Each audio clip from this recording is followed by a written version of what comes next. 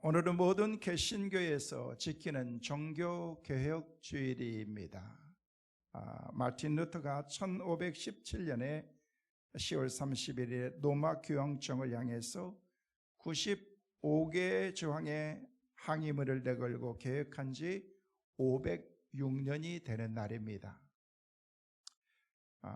그 당시 중세 로마 교회는 사도들의 신앙에서 그들이 바로 서지 못하고 신앙에서 이탈해서 그들이 교권 남용과 교회 안에서 우상을 섬기고 신앙의 본질을 잃어버린 것들을 생각하면서 바라보면서 아주 세속적이고 형식적인 그런 신앙 가운데서 그들이 살아가는 모습을 보면서 새로운 종교 개혁을 일으키게 된 것입니다. 교회가 본연의 목적을 망각하고 가야 될 그런 믿음의 궤도에서 그들이 벗어나게 되었을 때, 이탈하게 되었을 때 하나님의 뜻과는 전혀 다른 방향으로 그들이 삶을 살아가게 된 것입니다. 당시 형편은 정치, 사회, 경제, 문화, 예술 할 것 없이 개인의 자유와 의사가 무시된 채 모두가 다 로마 교회의 교권 주권 하에서 그들이 다 영향을 받게 되었던 것입니다. 그래서 로마 교회들이 가지고 있었던 그런 막강한 힘이 그들에게 있었는데 그 신앙이 점점 그들이 병들어가고 있었다는 것입니다. 믿음으로 바로 살아야 될 사람들이 믿음으로 바로 살지 못하고 영적인 집단들이 영적인 것을 다 퇴색시켜버리는 그런 삶 가운데에서 이제 그들 가운데 새로운 개혁의 바람이 불지 않으면 안 되는 그런 가운데, 그 가운데 있었던 마틴 루터가 그런 것을 항의하면서 종교개혁을 일으키게 된 것입니다. 그래서 그 가운데 가장 먼저 문해부흥 운동이 일어나게 됐고, 그 이어서 곧바로 일어났던 운동이 바로 종교개혁 운동이었던 것입니다. 문해부흥이라는 것은 무엇이고 종교개혁이라는 것은 무엇인가? 문해부흥이라는 것은 인간이 인간으로 돌아가는 것을 말하고, 종교개혁이라는 것은 믿음의 사람들이 하나님께로 돌아가야 될 것을 외쳤던 것이 바로 종교개혁의 운동이었던 것입니다. 옛날이나 지금이나 말씀으로 돌아가자고 하는 그런 하나님의 나라의 운동은 조금도 변함이 없는 것입니다. 우리는 본질을 잃어버려서는 안 되는 것입니다. 하나님이 우리에게 주신 그런 영적인 본질이 있는데 그것을 떠나서 살려고 하기 때문에 제 가운데 오염되어서 살아가고 있는 그런 우리의 삶에 문제가 생기게 마련인 것입니다. 종교개혁이 요새는 이제 계속해서 하나님의 말씀으로 돌아가자고 하는 그런 그 개혁이 506년 전에만 있었던 것이 아니라 이제는 계속해서 우리 삶 가운데, 일상의 삶 가운데서도 우리의 삶을 점검해 보아야 될 부분이라고 생각이 되어집니다. 그래서 신앙의 핵심은 말씀과 기도인 것입니다. 저는 오늘 예배에 참석하신 여러분의 삶의 중심이 말씀이 되시기를 간절히 소망합니다. 우리가 기도하면서 항상 말씀과 기도로 우리가 돌아가야 된다는 것입니다. 그것은 목회자만이 행해야 될 영성 훈련이 아니라 모든 교회의 구성원, 다시 말해서 이제는 모든 사람들이 제사장의 사제의 역할을 감당하는 그런 하나님의 놀라운 특권을 하나님이 우리에게 주신 것입니다. 그래서 이제 모든 그리스도인들이 영적으로 살기 위해서, 하나님과의 바른 관계에 부끄러움 없이 살기 위해서 우리의 삶을 힘써야 된다는 것입니다. 온통 세상의 본질을 떠나버렸기 때문에 혼란과 혼돈 속에서 살아가고 있습니다. 질서가 무너졌습니다. 그로 인해서 우리의 삶 가운데 삶의 위기들이 우리 가운데 찾아오고 있습니다. 사는 것은 점점 더 좋아지는데 윤택한 그런 삶을 우리 가운데 허락해서 우리가 그것을 누리고 있다라고 얘기를 하는데, 우리 가운데 찾아온 것은 우리의 마음의 불안과 염려, 미래에 대한 그런 걱정이 우리 마음속에 앞서고 있다는 것입니다. 영국의 문호였던 존 밀턴이라고 하는 사람은 끝없이 밀려오는 그런 자기의 위기 가운데서도 그는 꿋꿋하게 자기의 삶의 본질을 잃어버리지 않고 위기를 잘 극복했던 사람이 존 밀턴이었던 것입니다. 그는 가정의 위기가 있습니다. 그는 2번의 이혼가 되어버려서 결혼하고 실패하고 자기 눈으로 아내와 아이들이 죽는 것을 지켜봐야만 했습니다. 그리고 직업의 위기가 찾아왔습니다. 정치의 뜻을 두고서 정치를 시작했지만 정치의 꿈도 이루지 못하고 숲으로 돌아가 버리고 말았습니다. 무엇보다도 중요한 것은 자기의 삶의 모든 것들이 무너지면서 건강까지도 무너졌다는 것입니다. 이 건강이 무너지면서 한순간에 모든 것이 다 무너지기 시작한 것입니다. 갑작스럽게 너무 과도한 스트레스로 인해서 이제 밀턴이 앞도 보지 못하는 눈을 멀게 되는 그런 상황도 처하게 된 것입니다. 관절염이 생겼습니다. 온몸이 성한 곳이 없습니다. 그의 삶 가운데 위기가 찾아오게 된 것입니다. 그랬을 때 실명한 뒤에 그가 새롭게 일을 시작했던 것들이 시를 쓰고 작품을 만드는 글을 쓰는 일을 시작하게 된 것입니다. 정말 인생의 가장 밑바닥에 내려가서 힘들고 어려운 상황 가운데 그가 만들었던 것이 불후의 명작이었던 그 유명한 대서사시인 신락원을 그가 쓰게 된 것입니다. 그렇습니다.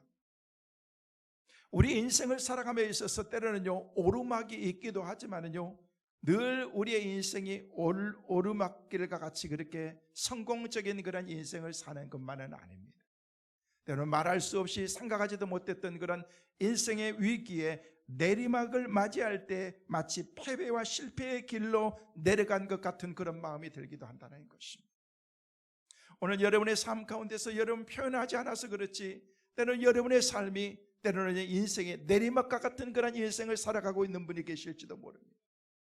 나는 성공적인 그런 인생을 살면서 계속해서 내 인생이 오르고 올라가는 것 같다, 성공적인 그런 인생 승리와 성공을 위해서 달려가는 것 같다라고 그렇게 말할지도 모르지만은요 우리 인생은 언제 어떻게 될지 모르는 게 우리 인생이라는 것입니다. 여러분 오르막이 있으면 때로는요 내리막이 있기 때문에 그렇습니다. 여러분 오르막길을 잘 걷는다는 것은 최선의 노력으로 승리와 성공을 기회를 우리가 잘 붙잡고서 계속해서 승승장구하면서 잘 나가는 사람을 오르막길의 인생이라고 말합니다. 그러나 이에 비해서 내리막길을 걷는다는 것은요 위기를 잘 극복해 가야 될 그런 상황 가운데에서 정말로 힘들고 어려운 가운데에서 내 인생이 점점 위축되어 가고 살기가 힘들어지는 그런 그 인생이 바로 내리막 인생인지도 모르는 것입니다.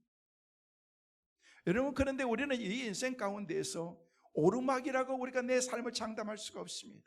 내리막이라고 너무 낙심할 필요도 없다는 것입니다.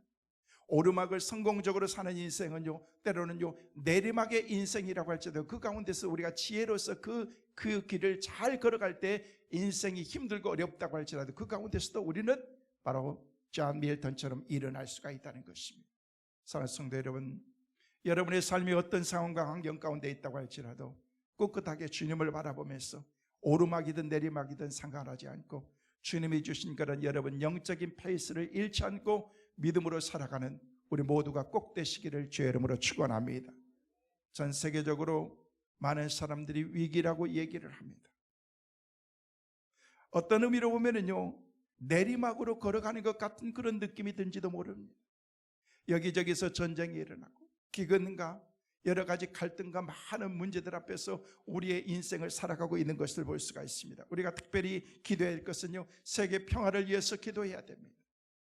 여러분 우리가 아는 것처럼 작년 2월부터 시작됐던 그런 러시아와 우크라이나의 그 전쟁을 통해서 얼마나 많은 사상자들이 나오고 있습니까? 여러분 통계해 봤더니요 여기 말씀해 보니까 여러분 BBC 발표에 의하면은요 우크라이나에서 13,400명이 죽었대요. 군인들이 민간인과 함께. 그리고 러시아에서는요 126,650명이 죽었는데 이것은 통계에 나와 있는 그런 인원만 합해서 쉽게 얘기해서 이렇게 무려 14만 명이나 죽었는데 이 가운데서 12만 명이 넘는 그런 러시아 군인들 가운데는요 절반 정도가 민병대원들이라는 거예요. 군인도 아닌 일반 사람들이 전쟁터에 나가가지고 싸우다가 죽은 사람들이 절반을 차지한다는 것입니다. 생각하지도 못했던 그런 중동의 전쟁이 일어나면서 이스라엘과 팔레스타인 무장 정파 하마스 사이에서 발생한 그런 무력 충돌로 인해서 그 가운데 사상자들은 얼마나 많이 나오고 있습니까? 이스라엘이 보니까 1,405명, 팔레스타인이 5,821명. 이것도 통계만 나와 있는 그런 여기 보니까 유니세프에서 발표한 것에 의하면 그렇습니다. 정확한 통계가 나온다면 얼마나 많은 사상자들이 많이 나오고 있고, 여러분 그들은 그들이지만 우리는요 보이지 않게 서로 대립하고 있는 그런 남과 북의 그런 관계에서 우리는 우리의 삶 가운데서 위기라고 생각이 되어진다는 거예요. 많은 사람들이 힘들어하고, 얼마 전에 식당에 갔는데요, 요즘에 여러분 설렁탕이 얼마 한 줄 아십니까? 설렁탕. 저 깜짝 놀랐어요. 얼마 전에 가서 설렁탕을 먹는데 13,000원을 하더라고요. 옛날에는요 간단하게 그냥 가서 설렁탕이나 하나 먹지 이렇게 했는데요, 요즘에는요 시대가 그렇게 되었습니다. 누가 그러시더라고요. 작년에는 1,000원짜리 한 장 가져가면은요 길거리에서 파는 붕어빵을 2개 줬는데 올해는요 1,000원짜리 가져오면 하나밖에 안 준대요. 그냥 그렇게 알고 사서 드세요. 괜찮아요. 그만큼 물가가 폭등하고 안정되지 못하고 삶이 점점 힘들어지고 있다는 것을 우리에게 말하고 있는 것입니다. 그 다음에 사랑하는 성도 여러분, 믿음의 성도들 앞에 놓인 인생의 위기와 그런 문제들을 우리는 어떻게 극복하면서 그것을 역전시키면서 우리가 살아갈 수 있겠느냐는 거예요. 사실 사람이 사는 곳에는요 어디나 환란이 다 있게 마련인 것입니다. 우리는 시련이 있는 줄 알고 우리가 그냥 살아가야 되는 거예요. 살다 보면은요 오르막도 있고 내리막도 있을 것이다. 어떻게 우리의 인생을 계속해서 성공과 승리만을 위해서 우리가 갈 수 있겠느냐는 거예요. 생각하지도 못했던 그런 우리의 인생이 마치 낭떠러지로 곤두박질하는 것처럼 그런 삶을 우리가 살기도 한다는 것입니다. 사랑하는 성도 여러분, 오늘 말씀을 통해서 우리가 이 위기에 처했을 때 그것을 어떻게 극복할 수 있는지를 여러분이 깨달아 알 수 있는 귀한 시간 될 수 있기를 간절히 소망합니다. 여러분, 우리가 잘 아는 사도 바울을 한번 보십시오. 바울에게는 육체의 가시가 있었습니다. 그 가시가 자신을 얼마나 괴롭혔는지 모릅니다. 그래서 그는 그 문제를 놓고 하나님께 날마다 기도하면서 얼마나 간절히 기도했는지, 하나님, 내가 하나님의 일들을 감당함에 있어서, 주의 사역을 감당함에 있어서 내게 이런 문제가 있으면서 이 문제 내 자신이 스스로 내 문제도 해결하지 못하면서 어떻게 다른 사람들의 문제를 내가 해결할 수 있습니까?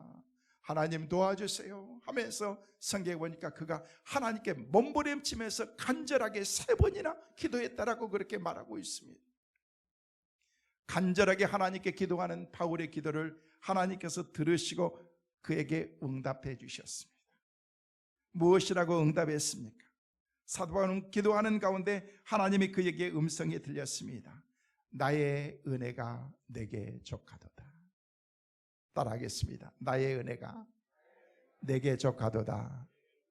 이 얘기가 무슨 얘기인 줄 아십니까? 내가 너에게 준 은혜가 너에게는 딱이야. 그냥 감사해.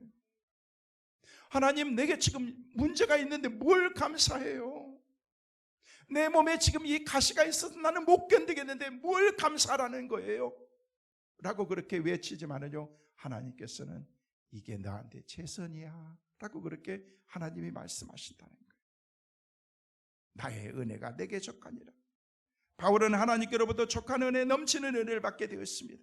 그렇게 되니까 하나님이 왜 자기에게 육체의 가시를 주셨는지 깨닫게 되고, 바울은 자기에게 육체의 가시를 주신 하나님의 선하신 뜻을 알게 되고, 하나님은 바울이 자고하지 못하도록 그에게 육체의 가시를 허락하셨다라고 그렇게 말씀하고 있는데, 그것을 깨닫고 난 뒤에 바울은 더 이상 육체의 가시가 자기를 괴롭히지 않았다는 거예요. 여러분, 육체의 가시가 약해진 거 아니에요. 육체의 가시가 어떻게 다르게 변화해서 이제는요 어떤 감각을 느끼지 못하게 만들고 문제를 문제로 보지 못하게 만드는 것이 아니라 그 가운데서 그것을 받아들이고 나니까요 어떤 가시가 있고 문제가 있고 위기가 있다고 할지라도 이게 내 삶에 영향을 주지 못했다는 것입니다. 뭐예요? 내 생각이 바뀌게 된 것입니다.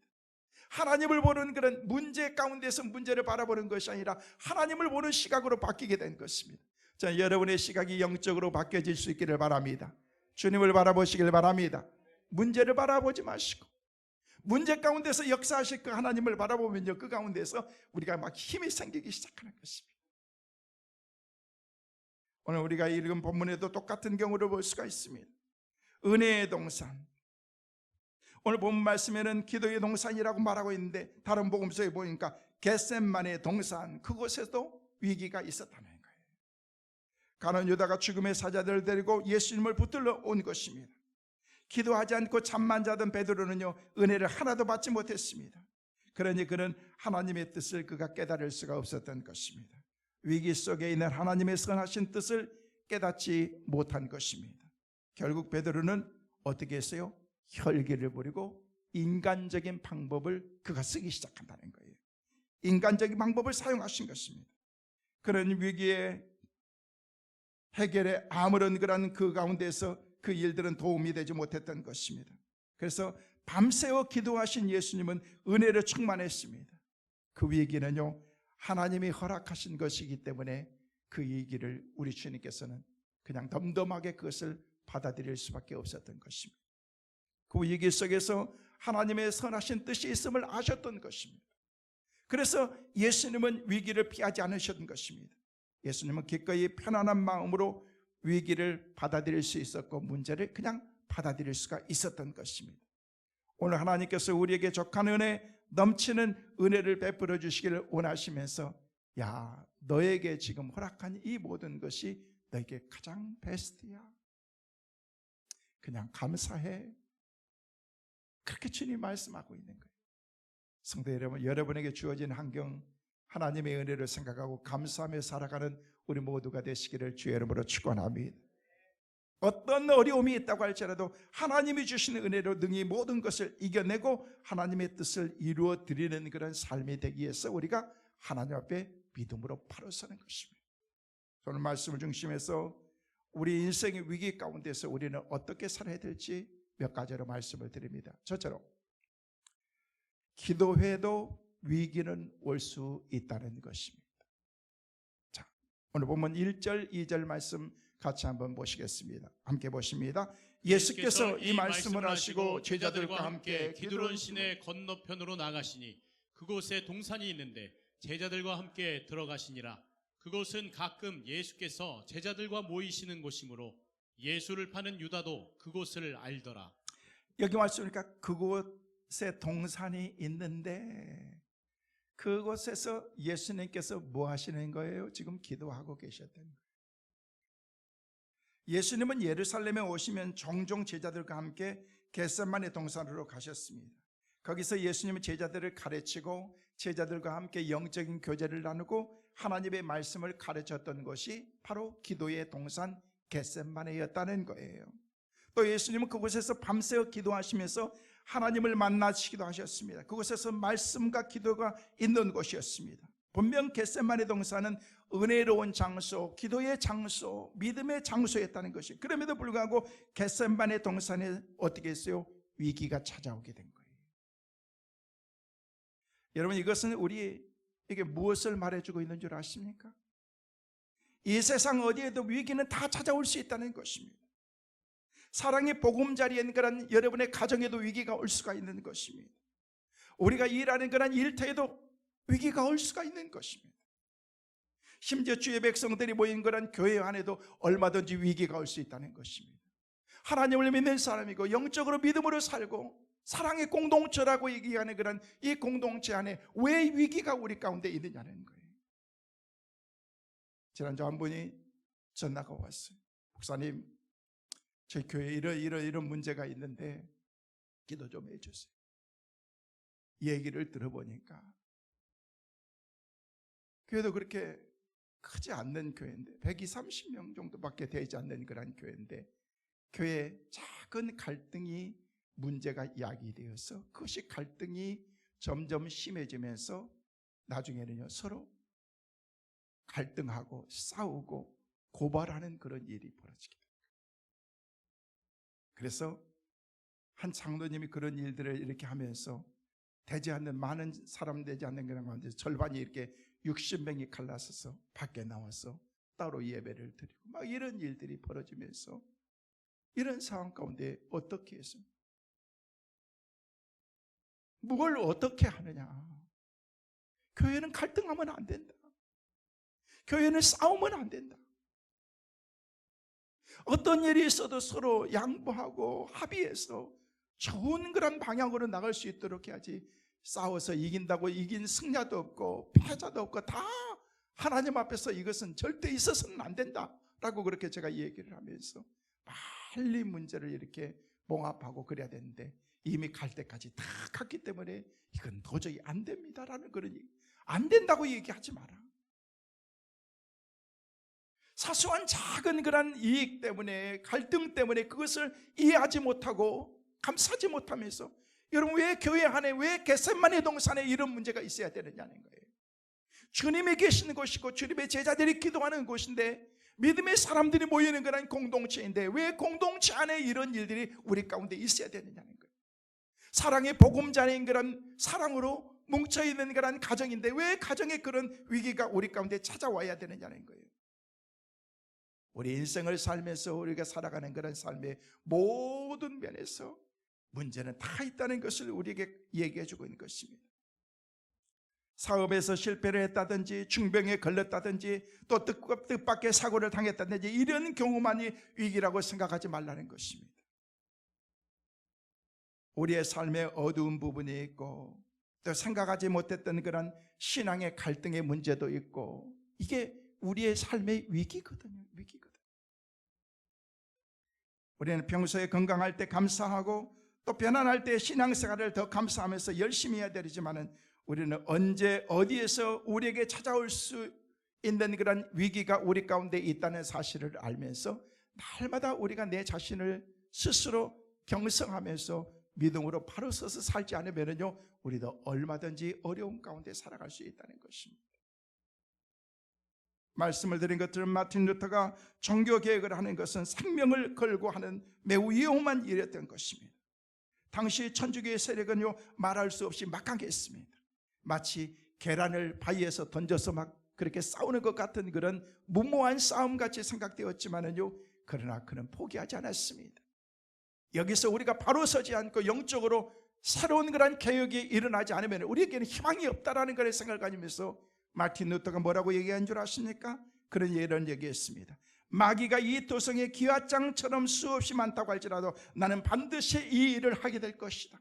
아무리 사탄이 극성을 부린다고 할지라도 나는 믿음으로 영적인 그런 삶을 살면서 하나님이 기뻐하는 일을 내가 행하게 될 것이다 라고 그렇게 얘기했다는 것입니다. 이 엄청난 일을 하는 데 있어서 얼마나 많은 그런 고난과 환난이 있었겠습니까? 때로는 좌절도 있었을 것입니다. 그때마다 마틴 루터는요 본인이 지었던 그런 그 찬송을 자기가 늘 부르면서 위안을 삼고 하나님께 힘을 얻었다고 합니다. 그 찬송이 오늘 우리가 불렀던 585장 즐겨 부르는 그런 찬송이었던 것입니다. 이 찬송에 보면은요 그가 1829년에 루터가 지은 찬송으로서 내 주는 강한 성이요 방패와 병기 되시니 큰 환난에서 우리를 구하여 내시리로다. 옛 원수 마귀는 이때도 힘을 써 모략과 권세로 무기를 삼으리 천하에 누가 당하랴. 자, 우리 1절 한번 같이 한번 불러보실까요? 내 주는 강한 성이요 내 주는 강한 성이요 방패와 병기 되시니 그 난란에서 우리를 구하여 내시리로다.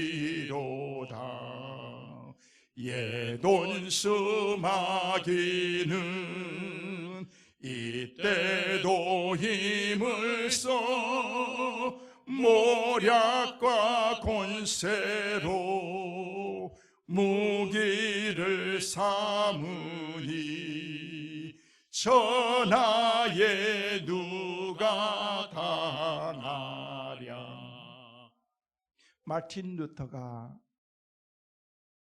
이렇게 불렀던 그런 지었던 그런 찬송 내 주는 강한 성 방패와 병기 대신 큰 환난에서 우리를 그분이 구하여 내시리로다. 그래서 종교개혁은 항상 부패하고 타락한 우리들의 신앙을 새롭게 하는 그런 개혁의 운동이 우리 가운데 있는 것을 말해주고 있는 것입니다. 사랑하는 성도 여러분, 오늘 우리 성도들도 과거에 나태하고 형식적인 신앙에서 벗어나서 이제 새롭게 개혁하고 변화된 그런 하나님이 기뻐하는 삶을 살아가는 우리 모든 성도들 꼭 되시기를 주의 이름으로 축원합니다. 두 번째로, 위기가 찾아올 때 위기를 칼로 모면하려고 했던 그런 베드로의 모습을 볼 수가 있습니다. 자, 오늘 보면 10절 말씀 같이 한번 여러분과 함께 읽도록 하겠습니다. 같이 보십니다. 이에 시몬 베드로가 칼을 가졌는데 그것을 빼어 대제사장의 종을 쳐서 오른편 귀를 베어버리니 그 종의 이름은 말고라. 베드로는 예수님께 물어보지도 않고 자기의 검을 휘둘렀습니다.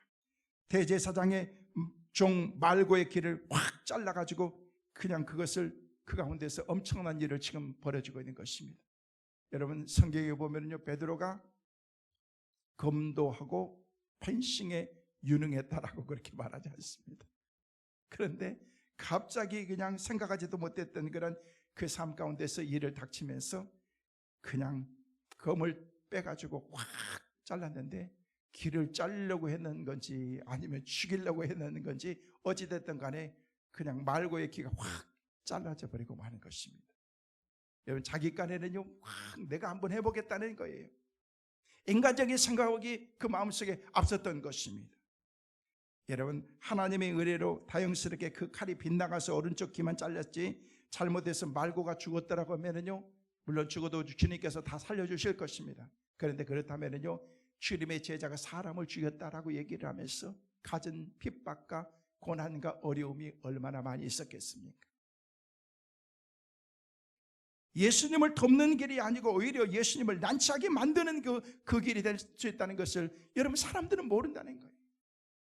때로는 그렇습니다. 교회를 이해하는 것처럼 내가 열심히 일하는 것을 이해를 하지만은요, 하나님의 나라를 위해서 열심히 일하는 것처럼 내가 생각하지만은요, 때로는 그것이 내 삶 가운데서 하나님의 영광을 가리고 다른 공동체에 힘들고 어렵게 만드는 그런 일이 될 수 있다는 것을 우리가 알아야 된다는 것입니다.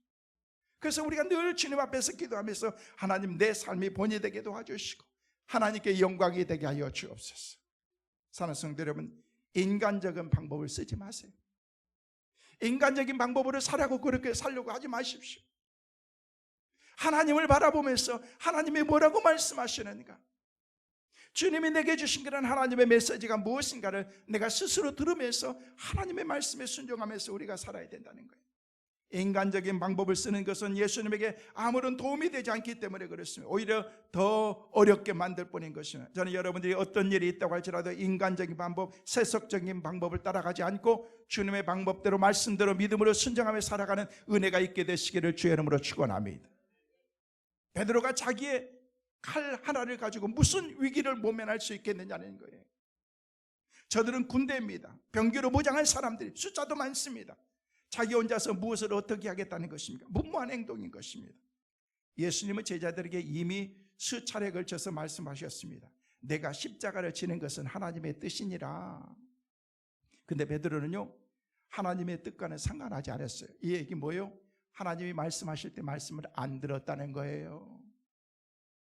기도의 동산에서 주님께서 다른 제자들도 있지만은요, 특별히 새 제자들에게는 야, 같이 좀 기도하자, 나를 위해서 기도해 달라고 그렇게 얘기했는데도 뭐였어요? 기도해야 될 그들이 기도하지 않았다는 거예요.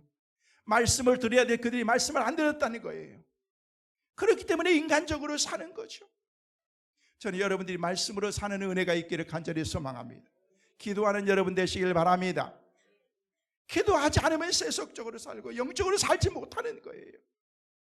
늘 우리가 영적으로 말씀 앞에서, 하나님 앞에서 우리가 믿음으로 살기 위해서 베드로가 왜 이 같은 인간적인 방법을 썼습니까? 원인은 한 가지입니다. 예수님이 기도하라는데 기도하지 않았다는 거예요. 너희가 나를 버리고 떠나리라. 특별히 베드로, 너 조심해. 닭 울기 전에 네가 나를 3번 부인할 거야.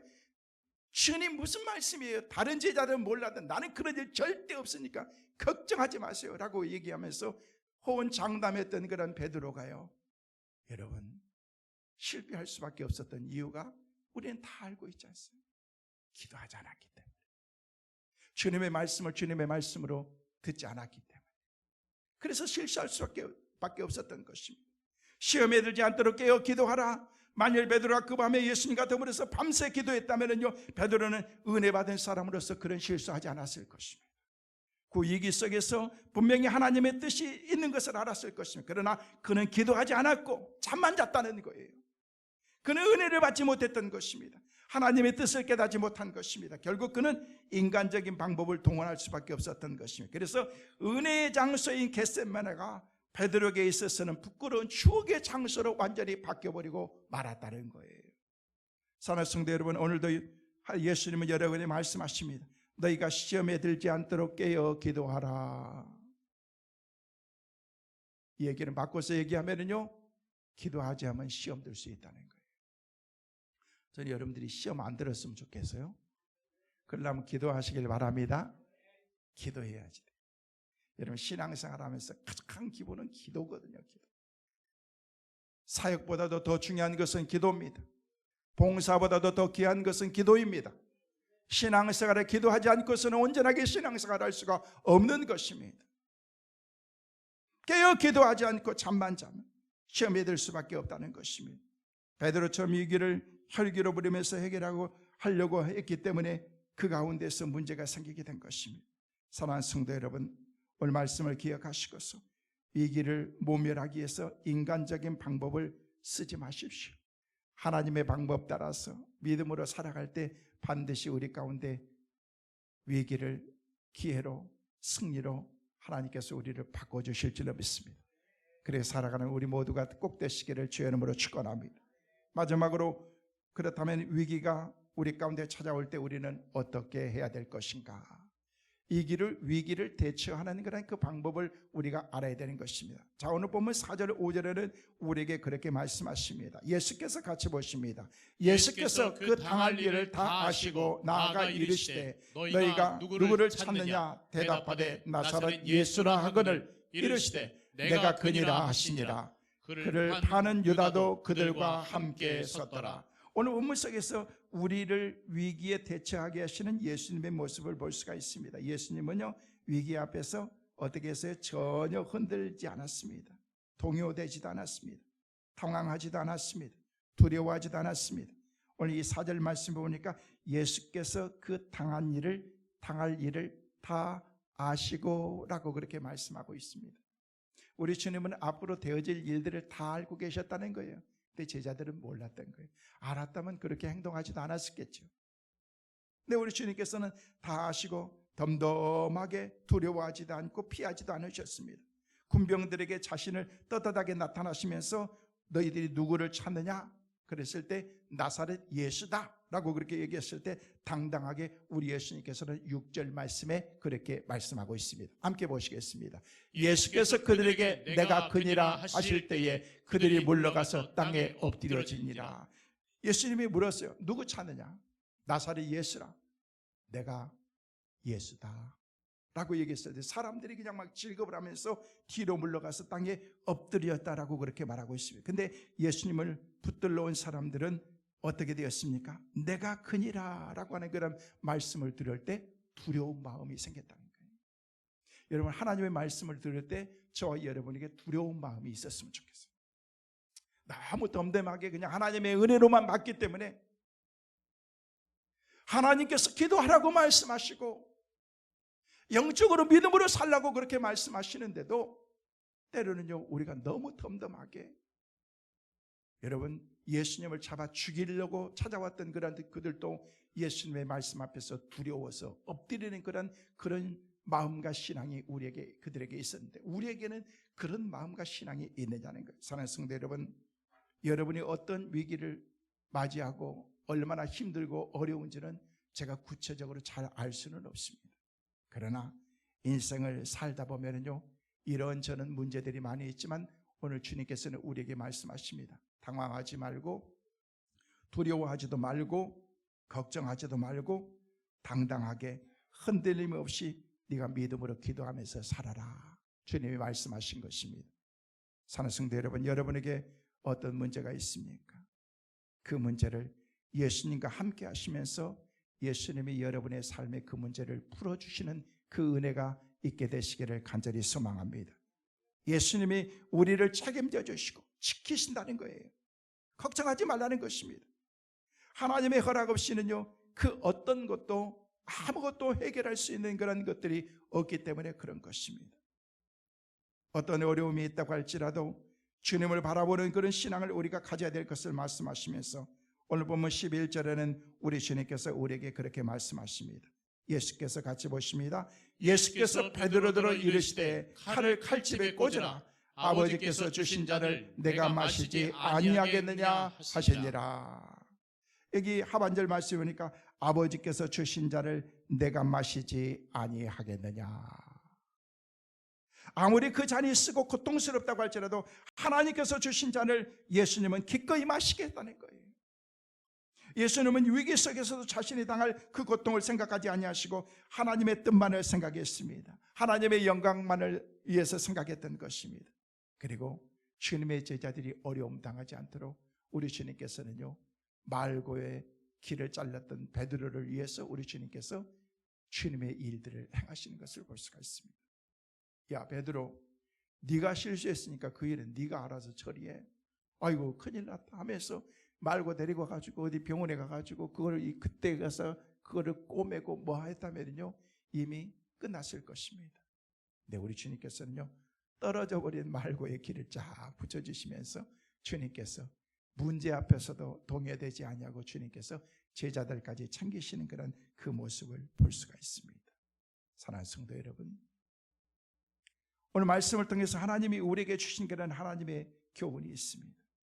우리는 어떻습니까? 주님의 뜻을 이루소서, 내 주여 뜻대로 행하시옵소서. 우리는 늘 그렇게 고백하면서 노래는 잘합니다. 우리는 막상 좋은 일이 우리 삶 가운데 이루어지고 복된 일들이 내가 기도하는 것처럼 모든 일들이 만사가 형통하게 되면요, 할렐루야 아멘 하면서 우리는 좋아합니다. 그러나 힘들고 어려운 일들이 생기면 어떻습니까? 아버지의 뜻을 꺾어서라도 내가 편안하게 되기를 원하는 그런 모습이 우리의 모습 아닙니까? 이제는 달라져야 됩니다. 우리가 어려움에 처했을 때 내가 당할 육체적이고 경제적인 손실을 생각하기에 앞서서 그 가운데 반드시 하나님의 선하신 뜻이 있는 것을 우리가 알아야 된다는 것입니다. 하나님의 뜻을 생각하면서 하나님께서 내게 주신 그런 그 일에 순종하고 하나님의 영광을 바라보면서 우리가 믿음으로 살아야 될 것을 오늘 말씀을 통해서 우리에게 교훈해 주고 있는 것입니다. 이것을 생각하면서 어떤 위기가 우리 가운데 있다고 할지라도 그것 때문에 동요되지 말고 예수님처럼 하나님의 선하신 뜻을 따라서 생각하면서 하나님이 주신 그런 믿음의 길을 우리는 가야 되는 것입니다. 말씀을 정리합니다. 오늘 종교교육 506주년 기념주일을 맞이하면서 우리에게 주신 주님의 말씀을 다시 한번 여러분이 깊이 생각하면서 우리의 삶에 어떤 위기와 문제가 있다고 한다고 할지라도 우리의 잘못과 허물을 내놓고 하나님 앞에 바로 서고 믿음과 신앙으로 바로 서야 될 줄로 믿습니다. 지금 이대로 살아도 되겠는가? 내가 지금 이렇게 살아도 되겠는가? 한국교회가 이래도 되겠는가? 믿음의 사람들이 이렇게 살아도 되겠는가? 우리는 깊이 내 자신을 다시 한번 생각해 봐야 됩니다. 변해야 됩니다. 새로운 개혁의 바람이 우리 가운데 불어와야 됩니다. 변화되지 않으면, 회개하지 않으면 우리가 하나님 앞에 귀하게 쓰임받을 수 없기 때문인 것입니다.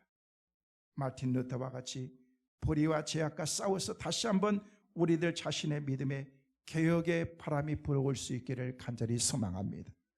성도 여러분, 우리가 루터와 같이 신앙개혁을 우리가 일으킨다면 우리 성민교회는 변화될 것입니다. 한국교회는 변화될 것입니다. 온 세상이 차츰차츰 변화되는 그런 놀라운 은혜가 있게 될 것입니다. 바라기는 이 신앙개혁 운동이 여러분의 가슴마다 뜨겁게 일어나서 우리에게 닥치는 어떤 인생의 위기가 있다고 할지라도 능히 이겨서 인생의 승리자로 살아갈 수 있는 우리 모든 성도들 꼭 되시기를 주의 이름으로 축원합니다.